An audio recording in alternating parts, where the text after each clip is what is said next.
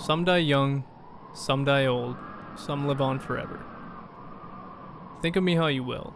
A fighter, a coward, a lover, but think of me, and be a better person because of it. There are things in this world that are meant to bring us down. The greatest people fight to be better. I'm sorry I'm not one of those people. I love each and every one of you.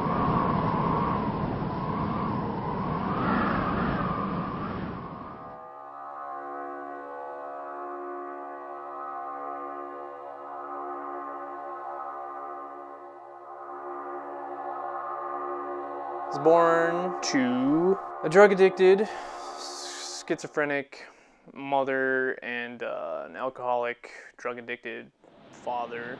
Hello. That was your mother on the phone? Yes. What does she want? She's manic. Just talking. But she wanted me to have her number and was wondering if I had a car and a million miles an hour, what the baby was up to, my sister. When I was only a few months old, she smacked my head on a chair to try and shut me up or calm me down or whatever. I had an abscess growth after that on the back of my head here, and I had emergency surgery to get that taken care of. When was the last time you spoke to her? Never. Yeah, so that's fun. You just never really had that understanding? Never wanted to really. Mom called yesterday as I was going into my doctor's appointment, and I have never spoken to her conversation-wise. So she was kind of manic, so I still didn't really get a word in edgewise, but it was a lot of yups, and stuff, but something I wouldn't have really done before this project. It kind of makes me... That you need to take time with? Yeah. And do your best to understand. Yeah. She's been through a lot too. Yeah, that's what Quinn said. Whoa. Hey, you.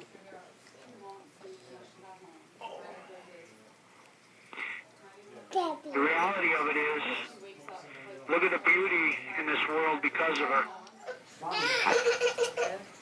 My dad was put in prison when I was about 7. What are you doing there, little girl? He went away for assault and battery, is what I think the charges were. Perhaps also breaking and entering. Up until that point, he had been in and out of jail. I didn't get the brunt of everything. My siblings got more of everybody kind of coming at them because they were already in school while my dad's trial was going on and all this stuff was happening, and people hearing the Archer name, and if you're associated with that by any means, that you're just kind of a piece of crap.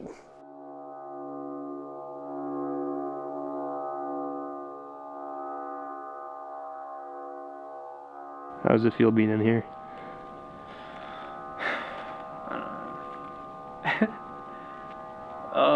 Kind of spooky.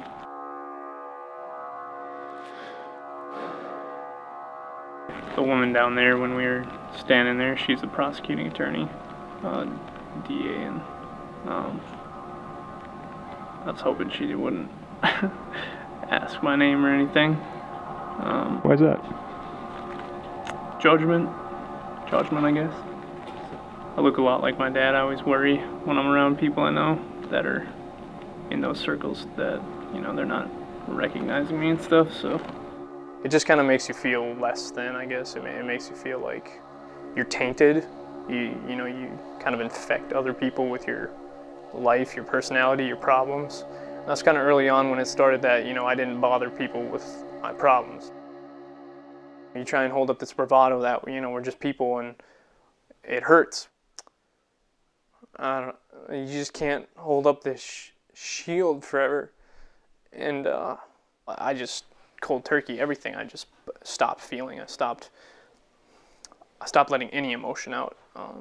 Everything was internal, no matter what it was. I tried to make myself as off-putting as possible.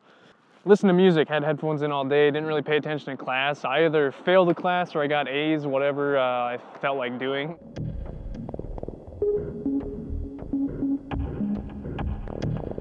I figured I'd go talk to the Air Force. I signed up. I qualified for the same job my brother had. And I started opening up more. I let a floodgate of 6 years of repressed emotions just come flying out. I didn't know how to filter it. I didn't know what to do. I was just like, I can be this person now, finally.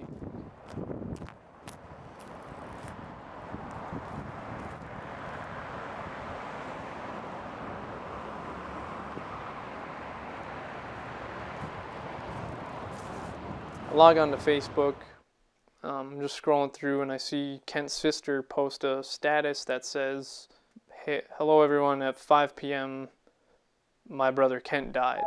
He was like my best friend. He was like my oldest friend, I guess.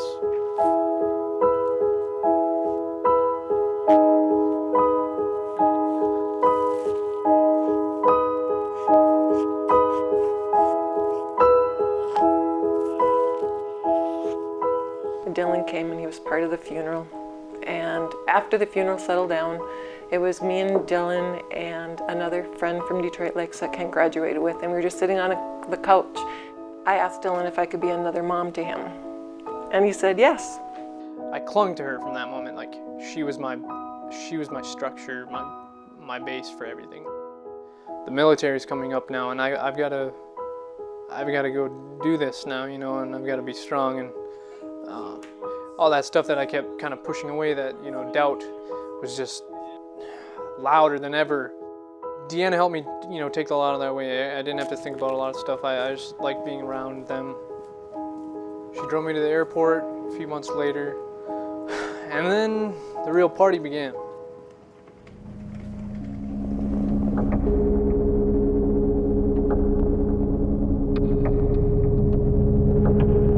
I just remember walking around the bunks from each dorm to dorm, kind of in a daze. I wasn't thinking, my mind just was on overload, and I just had to, I don't know, it stopped working. It just like, I was just walking around with socks on my hands, singing this song, with tears down my face. I was diagnosed with double depression, which is dysthymia on top of major depressive disorder. After that, I came home. I was defeated. I just want this to stop. I should just kill it. I should just kill myself. And that's when I started the blog. That was my farewell. That was my note.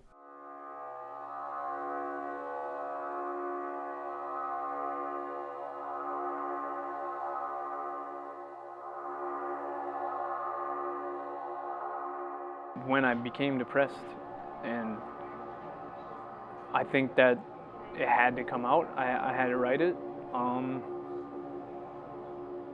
And then once I did, I realized, hey, this is pretty good. It alleviated a lot of stuff I was feeling. It alleviated a lot of pain and repressed thoughts. I started seeing a therapist soon after that, and luckily for me, the rapport was there right away.